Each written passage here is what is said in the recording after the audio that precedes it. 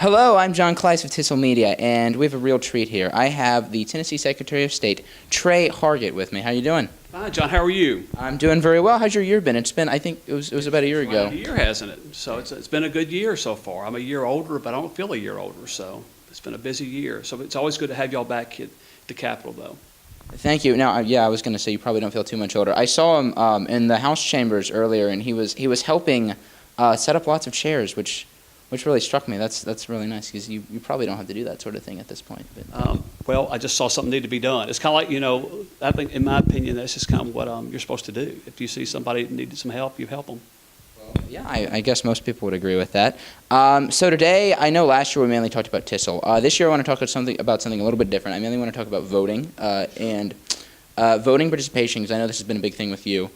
And Tennessee actually has one of the lowest voter participation rates in the country, but I know that's something you're trying to change.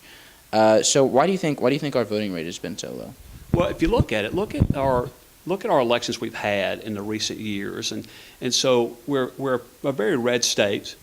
We have not been very competitive, Republicans versus Democrats, and so when you look at the lack of competitiveness in races, that takes away a lot of people's what they would view as their reason to vote. You know, those of us who have been involved in TISL or in politics, you know, we're probably every time there's an election, we're going to vote. We think that's our responsibility. It's our opportunity to have our voice heard.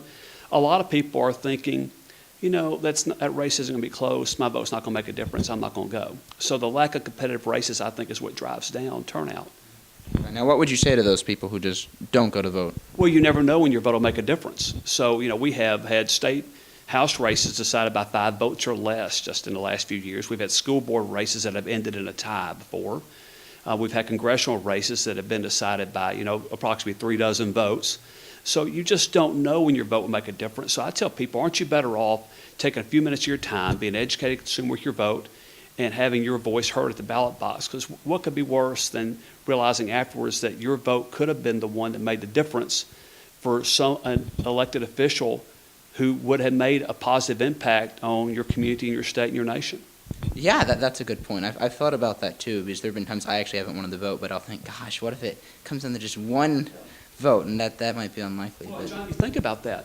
The person you're voting for, they might be the one who has a great idea about how to better our education system in our Tennessee, or how to best pay for roads, or how to provide health care for those who are less fortunate. And so you never know. And so by us not going to vote, we might wind up not electing the person who would have had a solution to some of those problems. Yes, and we certainly wouldn't want that. So what have you guys been doing over here to help with the voter participation problem? Well, we certainly continue to try and register people. And online voter registration went live earlier this year, and we're seeing a lot of people utilize that system to be able to register to vote or change your address. That's a great way to make sure that you're fully prepared for Election Day, is having your current address on file. So those are things we're doing. We're also taking a greater role in civic engagement that we started a few years ago, and working throughout all the schools in the state, whether it be through mock elections, a civics essay contest, or trying to put civics much more at the forefront in the curriculum we teach our students. Yeah, all right. Well, those all sound like great things. Hopefully our participation rate will shoot up. Gosh, let's see, what John, else? what's your favorite part of this weekend when you come? What is my favorite? What is my favorite part of this weekend? Wow. So we're sitting on Friday afternoon, you're interviewing me, so I know the rest of the weekend just can't be that good after this. You're right. It's all downhill from Yeah, there you here. go. I just think every year, boy, I get to interview the Secretary of Well, there State, you and that's go. it. There you go. No, I honestly just love sitting in the House and the Senate, and just watching, because, and I love to speak on politics too, but I also just really enjoy, is I feel like people can speak, but they're not at each other's throats. They're not trying to kill each other, which I'm always happy to see debate. I think debate is healthy as long as it's not. You know, John, what I tell people is that I think TISL represents hope for the future of this state and our nation, because what we see now is you're learning right now how to disagree without being disagreeable. But then I think what happens, we watch the talk shows at night, we pick up the papers, and we certainly get on internets where anonymous people are able to kind of be each other's throats, and social media has made it that much worse. It's very easy for us to get pulled at the extreme. And something I like that you said earlier, you said you like to debate, but you also like to sit back and watch. And I think if we did a lot more listening to each other, what we're saying, than when we're talking about how we're feeling, we could make a lot more progress. I agree. We all love to talk, but we're we don't really like to listen. So that's a good point. Well, thank you so much for doing this again. That was nice. You sort of turned the table on me and I figured it was my turn. So, go Tigers. We're going to clinch the division championship tomorrow. That's what I was going to bring up. It's a good year to be a Memphis Tiger, isn't It's it? a great year to be a Memphis Tiger fan. We could sing the Tiger Fight song. You didn't want to do it last year. We could. No, I'm not going to do that. I too much respect for the song to mess it up. So, I can't carry a tune in a bucket. Yeah, that would make me look bad too if I missed it my senior year. Great for our Tigers to win a conference championship. Oh, gosh. In the New Year's Day Bowl. That would be phenomenal. Has that ever happened? I don't even. No, it hasn't happened.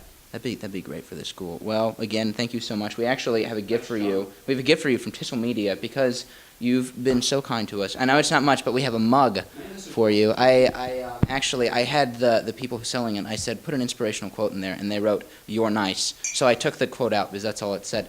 But you have this. For the vibrancy of your mug glassware, please hand wash with mild detergent. Do not store for long periods of time in direct sunlight.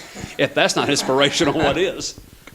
Good point. All right. Well, thank you so much again. I am John Kleiss. This is the Tennessee Secretary of State, Tre Hargett, a wonderful supporter of TISL, former Memphis Tiger, and pro-voter, I guess. Is that? Hey, when people vote, it holds government accountable, and there can be nothing wrong with that. Absolutely. All right. I'm John Kleiss, and this is TISL Media.